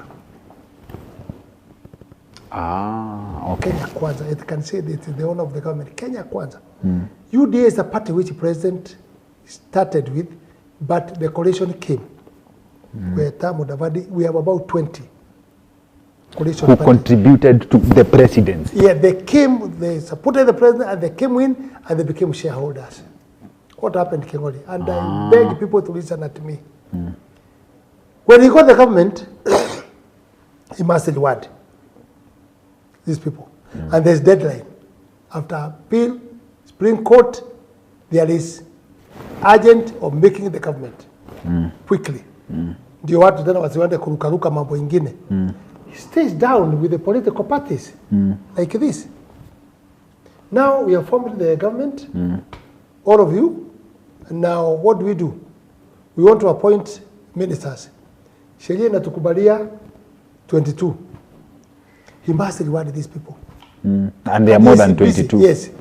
Okay, Musadia, we are going to give you your share. We are going to give you 2.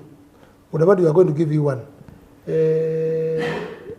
Gachagua from Mount Kenya brought 47%. We are going to have 6. He must reward Mombasa. He must reward Ukambani. Hata wale wakumpea kura. He must reward Nyanza wakumpea kura. But he must reward them. He reward all other people. Sasa anasema hii kitu, we want this thing, muniletea hii watu mewapea. Who brings? The party leader. Of that party. Brings. Yes. So, they are taken in the parliament to be vetted. The parliament, wanaenda wanakuta watu ya kutoka kwao. That's where the mistake comes. And the president, because he is in pressure to form the government, inapitishwa wabunge haraka haraka. Now, unakuta hao watu waliletwa girlfriend ni familia, ni somebody who is not capable. Is not capable to do that. Yes. And let me tell you, Kengoli, education is good. But I want to tell you, also electing the right people with wisdom and who are not thieves in their track record, it is very important anywhere. Yes. Let me ask you, Jesus alikuwa na degree ngapi? Jesus. Hakuwa na degree. Wafuasi wake walikuwa na degree ngapi? Hakuna hata mmoja alikuwa na degree. Did he do miracles? Yes, he did. He did miracles. With education? Alienda to Sunday school. Wisdom, the Spirit of God. He is Spirit of God. We are lacking those kind of people. We need education, but still we need people in wale wako na nini mzuri. Wisdom, capable people. People who can listen. Yes. See your theory. And that's why you are Toyota aka appoint. No, that's what the president going through now. Problem. yanaenda naye sasa. What would happen if the president did the right thing in his wisdom? The right thing means hakuna mtu anaingia. Yes, utaleta mtu wako, but leta mtu wako on merit. What would happen if he did the right thing? He said that, but that's the merit was girlfriend and family. Na anajua. He's not stupid. Let me ask you, Ngujiri. How do I know your girlfriend? Mimi. No, you called me today here. Yes. Do you know my girlfriend or do I know your girlfriend? I know you don't have a girlfriend. Now, what we went there, he had some who have no girlfriend, but we have some of them, kwa sababu ya region balancing, na tribal balancing. Kazi ya president ni ngumu sana Kengoli. Ngumu kabisa. Because you also want to reward Turkana, you want to reward Nyanza, you want to reward where? Because the constitution says the government face of Kenya. Balancing kutafuta hiyo watu yote namna hii. So in 5 years imempa shida. I can say that. But with experience, kwa wale hata hawa political parties wamejua the mess where it came. Nice. So I think by where we are going now, they will be able to make sure they are getting the right people who can do things. But at what cost? If we got the wrong people in the wrong places, our suffering as a country right now, unajua sahi kwanza hakuna do kabisa. Yes. Our suffering right now is based on those moves. Don't you think the people would have sided with the president if he chose the right people na achague watu right wenye watu the way Kibaki did? Kibaki ukiangalia story ya politics for the little I've been exposed to, hiyo mambo ya in fact ndio hata achezewe raf kwa mambo ya referendum, right, was because initially aliambiwa do not usikae chini na politicians, hamtasaidiana. But people agree that in the first years of Kibaki presidency, policies were legit. The people who were elected walikuwa wanapiga hesabu proper and they were in the best interest of country. President Ruto then in that case, if what you're saying is true, if he chose people on merit, inamaanisha he may have lost favor with politicians, but he would have won with the people. And that's what now he is doing. He might not be popular for now, but maybe before finishing his term, maybe he'll be popular on removing all those people and making sure he's getting the right people. Let me tell you, the time of Kibaki, do you know why? It's like Rwanda. Kenyans, all of them, they were tired. You remember that? They were completely tired with the government who was there. So anything, and again, all political parties came together. Anything Kibaki decided with the system doing, they all trusted. Okay. Because of the problem they had gone through. Okay. So even this one, the problem we are going through, it will reach somewhere, neither they don't support the plan or they support after seeing the results which are there. Okay. That's how it goes, Kengoli. Because when you got married, and many people are married, did you know maybe your wife have cancer? Did your wife know that you have cancer? It happens. And what do? You manage.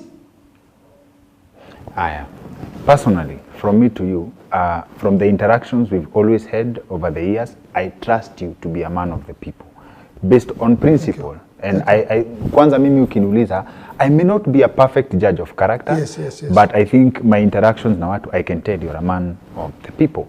Ukiangalia sahi, before we let you go, tell us basi, unajua we utatupatia, and the reason why it's exciting to have a conversation with you, ni we utatupatia a window into the other side.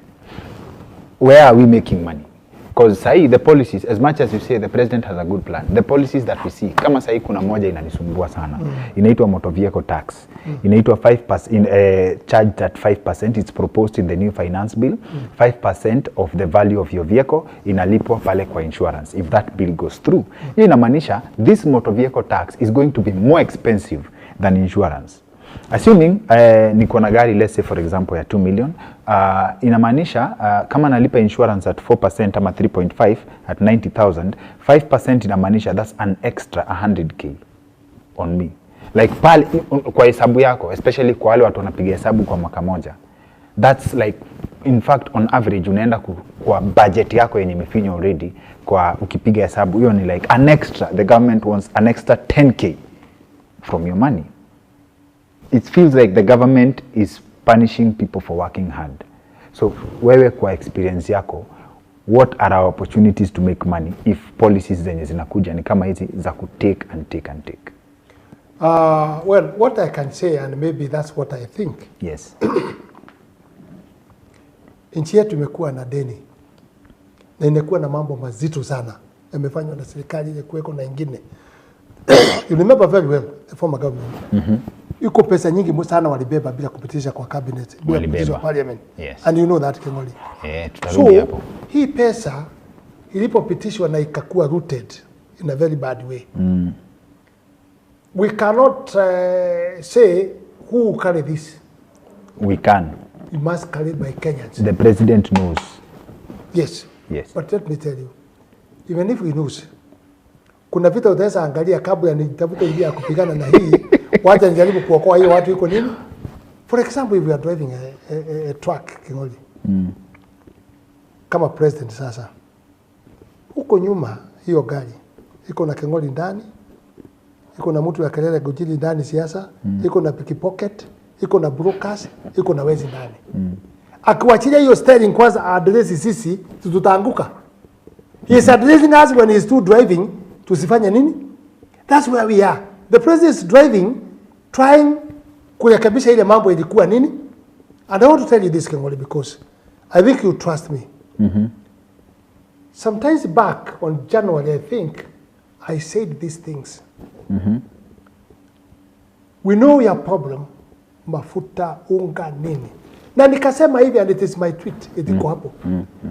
My dream and my projection, ikifika mwezi ya 6, vitu itakuwa imerudi chini. Okay. Hatujafika mwezi ya 6. Sukari imerudi chini. Imeshuka. Unga imerudi chini. Imeshuka. Mafuta imerudi chini. Yes. Are you getting it? Imerudi chini. Hatujafika mwezi ya nini? Ya 6. Mimi nangoja tuone kama itapanda tena, but carry on. That's the thing. But you see, we have people like Kengoli. Wale lazima waguze msumari ya Yesu pahali ilipitia. Ndio waamini hii kitu haitakuja juu tena. It can come up. People like me. Come down. People like me. Na nataka utujibu na hii. President has all the instruments of power. Si ndio? From where he sit, he has a bird's eye view. Money leaves a footprint. Right? Mtu kama kuna time Jimmy alikuwa anasema pesa ilikuwa borrowed without approval. Kuna pesa ilitolewa treasury without due process. Mnajua mali pesa ilienda wapi?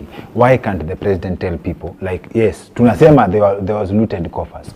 Wewe uko na instruments of power, si ndio? Show the people the money trail. The government has all the instruments, si ndio? Ndio nasema, I understand the analogy. Why can't you show people where this money went alafu uichukue? Kengoli, let me tell you this, Kengoli. And I want to help you and to beg you. Don't be following rumor-mongering. Yes. I can come here and say big things which I want to hear. Rumor-mongering. I say this, it was stolen, this man was bought from here, this man was taken here. Na raia wanapenda hiyo incitement. Yes. I saw today or yesterday the leader of opposition, he went somewhere where there's poor people. And he incited and they were clapping like something else. Lakini ile mambo alikuwa anaongea yote mimi kuisikiza mtu yuko na akili ni ukarabati. Just being opposition, hakuna kitu mzuri kama kuwa opposition. It's very good. You don't care, you don't have fact, you have propaganda, you can say anything. Matope unatumia Kengoli yuko matope, ujipangusage nikichekelea wewe. Doesn't matter. Hata jana nitasema jana, rais alibeba pesa na gunia. Wala hiyo akisikia na mlio anapiga makofi. You know, rumor-mongering is not good. Na Kengoli ukikuta kama sasa vile rais ako saa hii, mambo mengine akienda in a very high speed, pia inatuletea shida. What does that mean? Inamaanisha nini inatuletea shida? Independent. Kuna CID. Kuna anti-corruption independent. Ambao wanafanya kazi mzuri sana. They are trying very much. But I still believe hawajapewa capacity na finance ya kutosha. Because hii mambo nao sasa magavana wakikamatwa, hata hawa wakiweza kuwa capable kumaliza ile kazi wako na they go in the court.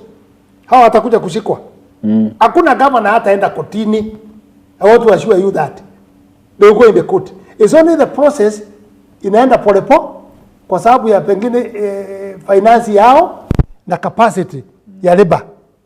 Lakini unaona sasa watu wanaona kama ni kuonewa, wameanziliwa huko, lakini they were there, they were investigated by the other government, ilikuwa ijamaliza, inakuja kuwafikia. It's easy as we are saying. Na hii kitu itaweza kufanywa na mtu anaitwa nini? Somebody who can do revolution. Revolution. Hii mambo yote itaweza malizika kwa revolution hii yote. Lakini kwa sababu tuna katiba inatuguide, president akikimbilia hii itakuwa he is inciting ama anafuatilia wale walikuweko. Okay. Lakini the machinery it is going at even now, I promise you. Watu wataenda kotini, and that's why wale mpaka wamelitaa wengine they in the opposition, even the government kinawajia na wengine wako opposition pande ile ingine to defend themselves, because they know the machine inafanya nini? Inakuja. Machine inakuja. Hii meno itakuja ikufikie. Kwa hivyo wacha nikimbie pande ile ya kupinzana pande ile, nione kama nitakuwa protected, and it works. Baada ya kushikwa pesa napeleka na helicopter. Watu wote wa opposition wanaenda kotini, which is okay. I agree with that. So unajua wewe ni mtu wa kusema vitu direct. Who the buck stops with who in the last government? President Uhuru. Yes. Right? Na wewe hata even before President Uhuru left power, you are on our show and it is on record, ulisema story bila kuficha. Yes. Au kusema, and I respect that. Au kukua ati wewe ni wale watu wa kusifu President Uhuru, unangoja atoke alafu change tune. I respect that. So now President anajua the buck stopped with, but then again in that government tena tuko na kitu ya our president now was the deputy president in that government. You understand? So you can either confirm useme walikuwa wamemkata miguu previously, which makes him a legend kucheza kama yeye akakuja to the top man, in which case if he's not associated with that, sindio, anajua mali ilikuwa inachezwa chafu, right? Sindio? So are you saying wale watu walicheza chafu are untouchable? Not untouchable. Okay. Unasema inaweza leta shida.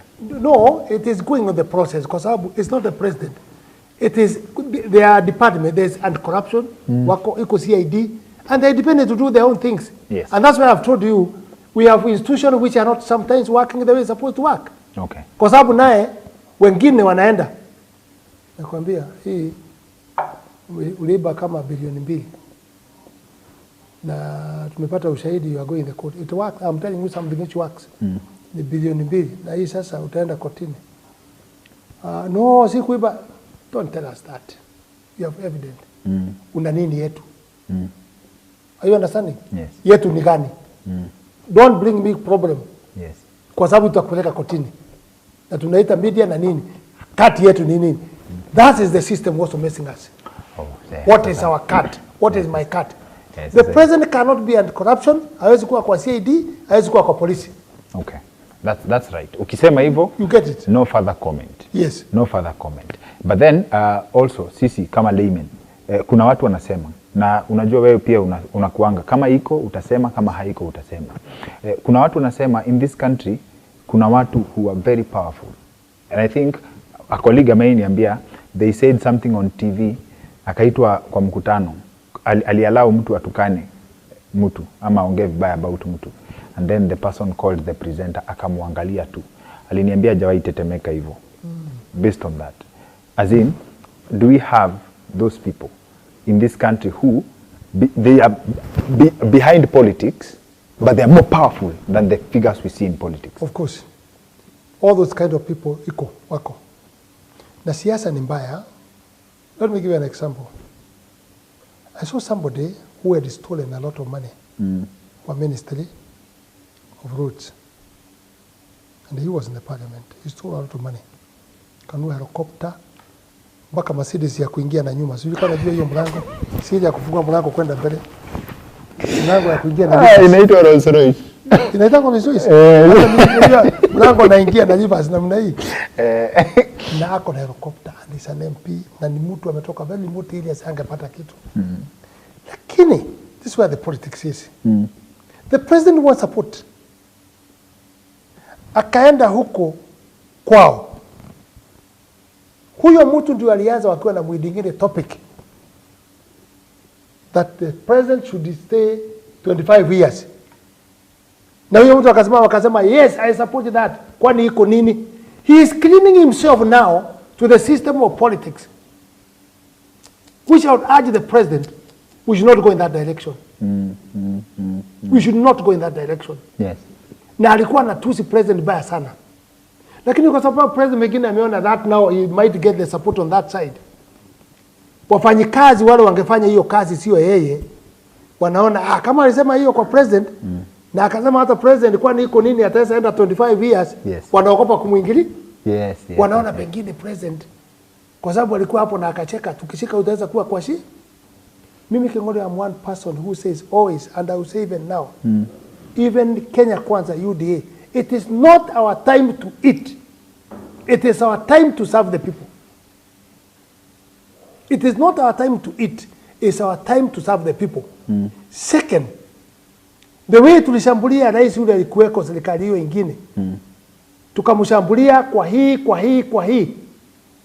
Even our days are numbered. We shall still pass in that process. Wale wanajigamba na wanafurahi na pesa na nini mambo mingi ya wizi. We shall pass that process. Ile tunapitisha wengine, we are not far. Okay. Tusikue kama hii ngeli na kimbizako na simba kufika pale inasahaulika. You still be passed in the same process. We shall be accused. We shall be accounted. Mambo yako kila mtu itasemekana. What you did and where you had the money. Yes. Kama hiyo nakamatwa kwa manyumba ya watu 60 million in dollars term. Hata yenyu inajulikana kwa sababu huwezi weka. There is a woman, I don't know where. Wa hiyo litaja one of the governors. Bibi yake. Huyu alipooa bibi mwingine. Bibi yake huyu mwingine sio alienda akaliki. Kasema huyu governor amendua 97 million nyumba Lavington. Your own wife. Your own child who have spirit of God. Na atasema King'ori pahali uliiba na ile kitu umefanya. So the kichinjio ni nini? Yes. So kwa hivyo badala ya kutupiga hizi tax. Kichinjie, jichomee, enjoy. Okay. Kwa hivyo hii kitu ya motor vehicle tax vile nilikuwa najiambia kama mnajua mahali pesa iliibiwa, ilienda wale watu walichukua loan na ikuonekana wapi kwa system. Badala ya tungoje ati government ifuate process ita take long, tutalipa tu hii. No, you see, this money, and I want to speak to you King'ori, I know if the president will get settled kulipalipa madeni, wacha nikwambie kwanza, do you know, tulikuwa inchi 6 yes. ya kuwekwa CRB. Yes. CRB. Tulikuwa tuwekwe CRB. CRB. Yeah, sasa ya mataifa. Ya mataifa. And you know how serious it is. Out of 6, si tulijitoa kwa sababu ile kodi president alikuwa ameweka na akaokota pesa. We are free. Tutaweza kupewa pesa, tutaweza kupewa heshima. Inchi nyingi iliwekwa CRB. Wacha hika CRB yetu hapa Kenya kwa benki ukikimbia. CRB of the country, of the world. Si tuliponyoka. Aliweza kulipa na tukaponyoka kwa hiyo ya CRB. Now, which is a good thing. What I'm thinking, this is my thinking. I'm not the president. Yes. And I'm not here to say anything or defending him. I'm saying the way I think as Ngujiri. Yes. Na nimesema it's not our time to eat. Tutakuwa accused. Kenyans are looking what is going on. In every region, wanaangalia hawa wanakaaje. It will reach a time hata sisi tutakuwa kwa hiyo stepping stone. Let me tell you one thing King'ori. Kuna kitu inaitwa ukabila. How does ukabila, how do we go back tujue hii ni ukabila? Kwa sababu King'ori izaliwa ukiwa kama ni Mkikuyu, kuna Mjaluo, kuna Mkamba, and why does Kamba stay in one area inaitwa Ukambani? Kwa nini Wakikuyu wanakaa central, Waembu wako pahali, Wameru wako pahali, Wakalenjin wako pahali, Waturkana wako pahali? That's a creation of God. Is it true? True. We cannot complain. Na yule mtu anasema mambo ya ukabila, we cannot finish ukabila because we are created na ukabila. What we need to do ni manage ukabila to make sure everybody we are balancing, anajisikia hakuna ukabila. The problem we have ni tukiingia ukabila pahali nawaza kusikia watu wakisema kuna ukabila. Tumeingia sisi yote, lakini unaona kuna watu wako na veva. Watu wanaanza kuangalia, they come from which region. Sasa hiyo inaanza kuonekana ukabila. Ukabila. That's how inakujaga inaanza kusemekana ukabila. Oh, watu wa Central, wanaonekana wamekaa namna hii, wamefaidika sana, wanafanya hii na hii na hii. Hiyo watu wanaanza kuidentify kama nini? Ukabila. Watu wa pwani wanasema si hatusaidiki, ni kabila fulani, inaonekana kwa sababu nayo watu wataona utajiri, the things people are using, the driving people cars they are using. Hiyo ndio inaanza kuoneshana ukabila. Yes. Otherwise you should not condemn King'ori mambo ya ukabila, because kila mtu aliumbwa. And I don't think King'ori you did application to be born. No. The tribe you are and where you are staying. No. So why should we condemn to pigana na Mungu mambo ya ukabila? Good point. We could not do that because we have to manage. Hata Biblia ilikuwa nasema Waisraeli sijui hawezi kuoa huko, sijui hawezi kuoa huko. That's the book of God. Yes. There was a reason they were saying that. Lakini sisi tumejaribu, sisi we marry everywhere. So we are better off from that history. Yes. Sasa tumeanza kuwa tunaenda mbele. Yes. That's what I can say. Yes. We have to think how to manage this country, all of us. Okay. Na tusibebe tabu yote tupelekee president. Okay. Saa hii King'ori president akienda kama saa hii alikuwa Murang'a. Unajua now the problem we have. President akikuja kama ni Murang'a. The first thing tunataka hii barabara. Tunataka hii dam. Tunataka hii shule. Tunataka hii nini? Hiyo mnamwambia kwa sababu yeye ni rais. Akianza Nyanza, tunataka hii. Tunataka hii. Tunataka hii. Sasa akikosa kuwa na principle kali na kujidefend politically, ni kazi kubwa atakuwa naye. Kwa sababu hiyo sasa ukabila itaanza kuonekana kama iko finyi, kama inaendelea. So we must have a very discipline. But I will say maybe one Kenya, I don't want to pray that kuomba hiyo. Tukue na radical siku moja. Tuwe na radical president. Radical. Hata kama atafanya mwaka 5 peke yake, lakini awache tumerudi kwa nini? So sio huyu. Huyu ana system yake. Lakini I know how radical works. Ule hataki sheria, hataki katiba, hataki nini. Maybe but ni laini. Ni laini. Yes. Kwa hivyo tusifike kwa enchi pale ikuje tuletee shida. I agree. And we need to pray for him. I agree. I agree. Kwa sababu sasa naanza kuona we got the government very well. Tumeanza sasa kupasuka. Milima naona inagawanyuka. Rift Valley naona inagawanyuka. Everywhere ukabani kuna hiyo kugawanyuka which is not good for the country. Na sasa tukifunga tukifunga kuna mtu hii unaweza jibu hata na comment. Hii ni the last thing. Kuna mtu ni master chess player pia, but watu don't give him enough credit. Rigiji out of nowhere akikuja na akaponyoka na akapita kila mtu akakuwa deputy president. Hiyo si master move ya chess. No, it's God. God has planned. Ile ilikuwa noma. Yes. Mungu lazima kwa which I was in that game. I played in that game very much. I think I was headline of playing in that game of who should be running in it. I am proud to say that I was there. Yeah, you hesabu. Yes, I played a big card. I can say that for that. And I'm saying that with the confident Kenyans who are around. They knew that. Ni hesabu gani hapo iliingia? Juu ile si mchezo. Ile haikuwa jokes. Hiyo si mchezo. You see, president alitafuta kura sana na everyone akaona akafika. Yes. Kufika pahali sasa anaona if according to the katiba lazima niwe na running mate and it was deadline ya kuwa na hiyo. Yes. So for him kuchunga kura yake lazima angetafuta ile watu wanasikia wanamsikia sana na walikuwa ni wa mlima. Which is true, baadaye hiyo alimpa kura ya kuto. Yes. Kura ya kutosha 47%. Yes. So hiyo mtu lazima angetoka kwa milima. Na proposal was him or Kidiki. Yes. 2 people. Yes. They are the ones. Yes. So there are many factors. Sitaki kutaja ile watu waliangalia. Itupe mbili peke yake. Hiyo ni hesabu yenye si mchezo. Sio masomo, lakini who can block where, so the former president cannot have power to enter who will be in the gate. Ngujiri ni master. Ngujiri, you know he was administrator. Si unajua alikuwa dio. Hujui historia yake? Nimesikia. Alikimbiza kanyingi. Sasa umeniweka na kazi ya kwenda kufanya research. Yes.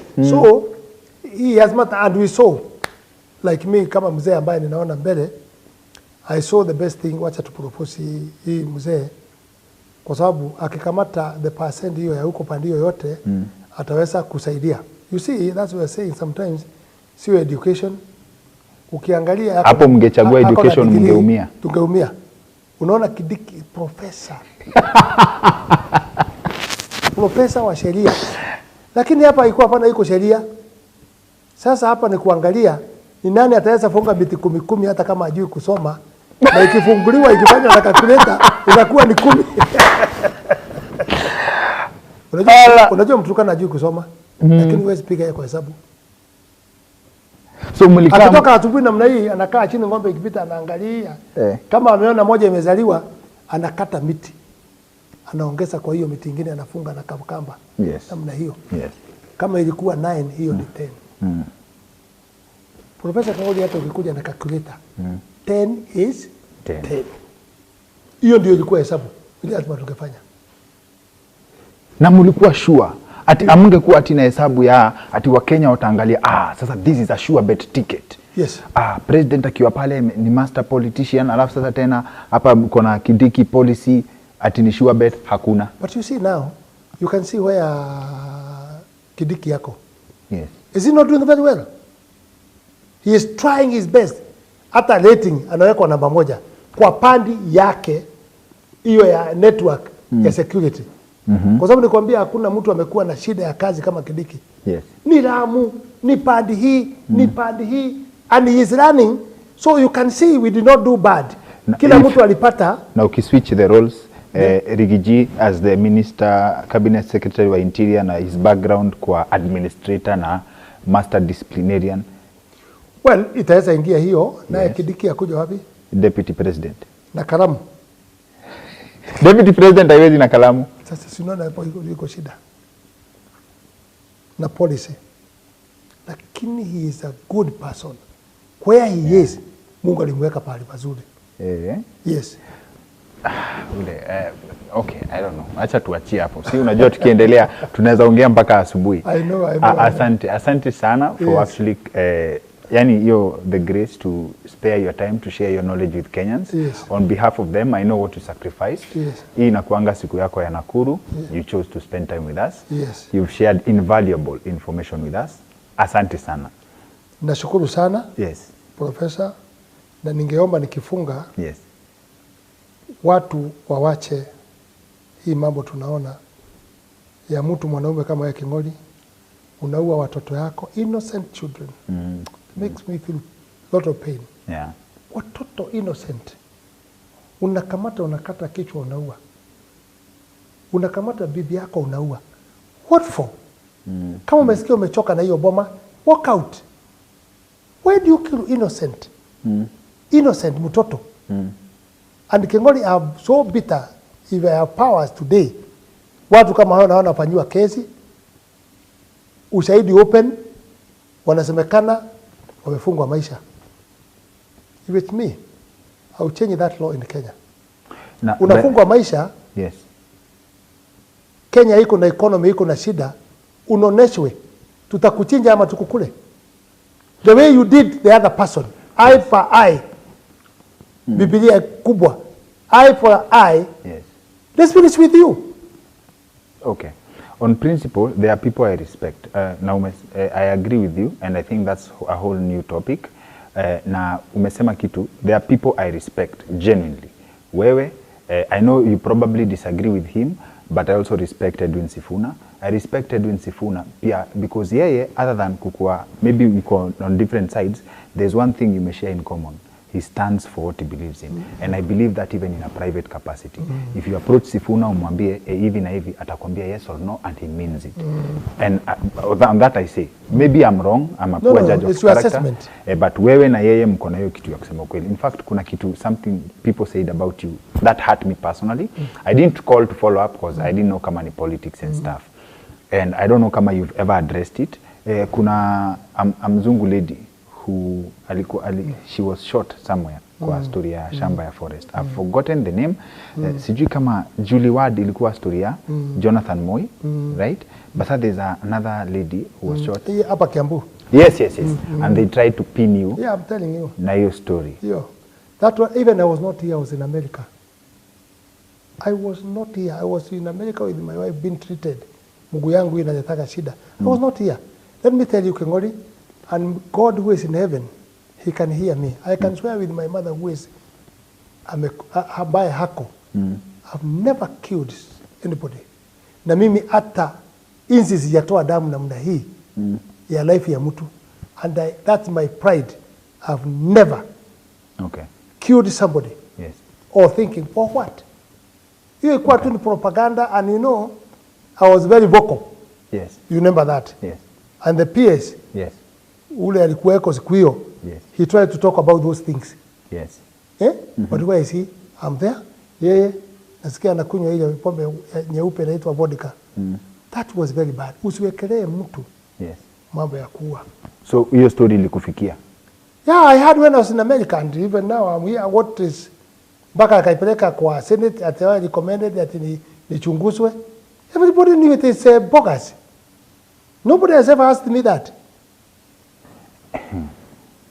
Nobody. Unajua kwa hiyo world yenu ya politics, you deal with high level accusations zenye scare me. Because kuna hiyo yako, Boni Halwale also, mtu wake wa ng'ombe aliuliwa. Yes. And someone came and did a press conference. Yes. Na akasema, it's Boni Halwale who killed the farm worker because the guy had an affair with his wife.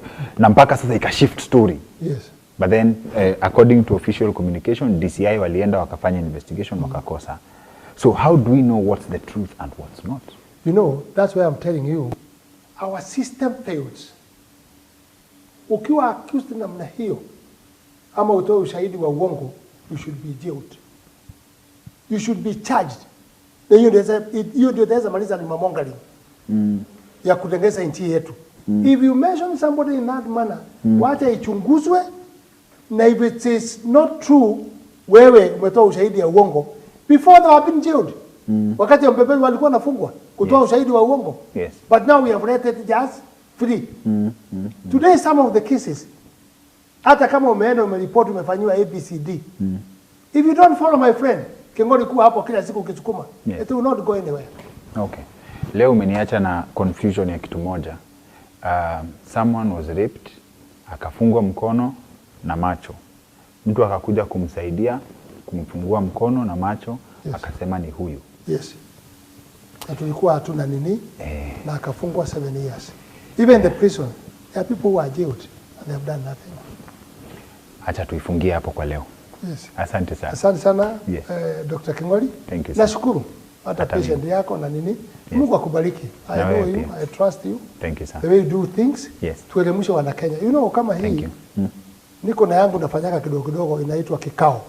Yaani kikao kama hii. Yes. Discussion. Yes. Na hiyo discussion Kingori, it is needed to our people. I understand. To understand. You know, kuelimisha watu. Kuna mtu amejua kitu haku amejua. Hata mimi hapa unaniona. Yes. Vitu mingi sana. Yes. So it is important, na Mungu awabariki kwa hii kazi yako Kingori. And God will take you higher. Asante. Asante sana. Yes. Haya. Asante. Haya. Nashukuru. Manze, asante sana for sticking with us up to this point. I hope you enjoyed our content. I trust that this was time well wasted. Please feel free to join our family by hitting subscribe na turning on the notifications bell. Tuko na a lot of good vibes already uploaded on the channel. We have so much more coming through. I also hope that you loved our location mahali tumefanya hii shoot. This has been produced at Wojo. Let me tell you about Wojo for a second.